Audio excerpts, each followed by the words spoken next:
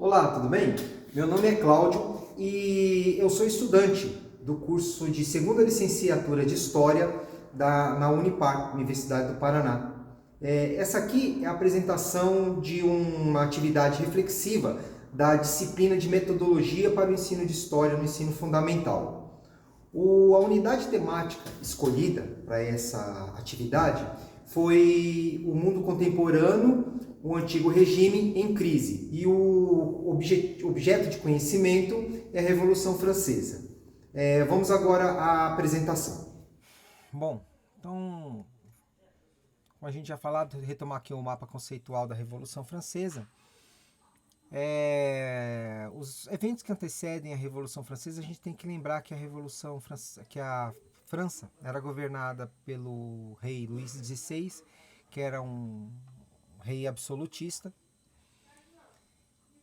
Não só o absolutismo, né, mas principalmente as altas taxas cobradas aí provocavam graves crises financeiras, econômicas, sociais na França. Então existia um clima geral de descontentamento, né?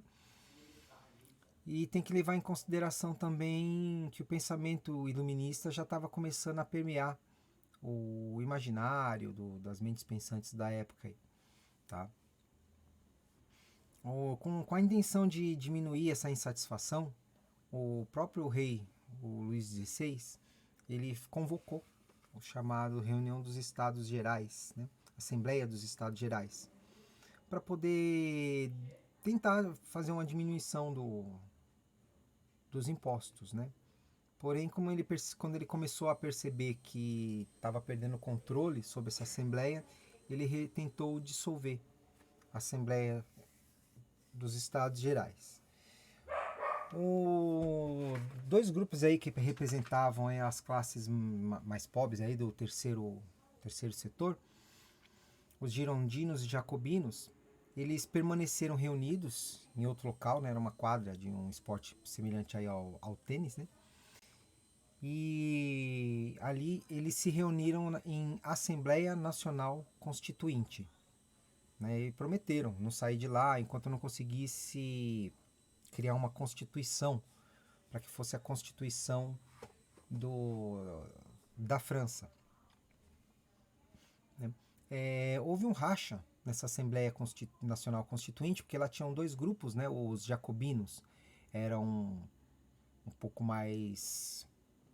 Os girondinos eram um pouco mais moderados, né? E entre os jacobinos, que eram um pouco mais radicais, né? Nesse racha aí, os girondinos eles perderam no seu o comando, né, a participação, e acabou sendo dominada pelos jacobinos, esse período aí ficou conhecido como Convenção.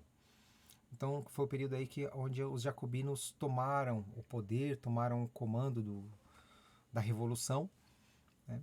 E foi um período tomado por muita radicalização, por muita violência, por muitas mortes, e esse período ficou conhecido aí como Terror Vermelho. O Terror Vermelho foi uma coisa tão grave, né, que começou a ter oposição mesmo entre os próprios jacobinos, né, até porque muitos jacobinos se tornaram vítimas dessa perseguição aí a opositores políticos ou mesmo supostos opositores políticos. Houve um racha nessa convenção, né?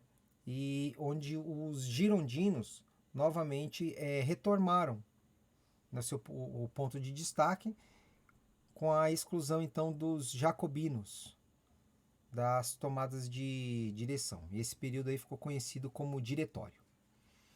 O Diretório, porém, teve bastante oposição das classes populares, dos próprios grupos jacobinos que ainda estavam remanescentes lá. Então foi conhecido foi um grupo de grande instabilidade financeira, econômica, social, né? E grupos jacobinos retomando o poder, retorno de algumas pautas como reforma agrária, voto universal, começaram a ser revistos, né? Isso aí trouxe descontentamento para as classes mais populares. E culminando aí com um golpe chamado 18 Brumário, onde Napoleão Bonaparte tomou, né, através de um golpe, tomou o poder, e esse aí foi o conhecido como o fim da Revolução Francesa, né? Os resquícios aí, o legado da Revolução Francesa foi a ideia de países regidos por Constituição, né? O controle de preços foi um conceito bem solidificado nesse período, voto universal, né? A reforma agrária, república, o próprio capitalismo, a ascensão da burguesia, né? Fim de privilégios para algumas classes, né? E de forma geral, acho que o assunto mais importante foram os chamados direitos universais do homem e do cidadão, cujos principais artigos são que todos os homens são iguais em direitos, que todos os homens têm direito à liberdade, à propriedade e à segurança, e que a todo homem é livre a comunicação de ideias e de opiniões. E essa aí foi a apresentação do mapa conceitual Revolução Francesa. Obrigado.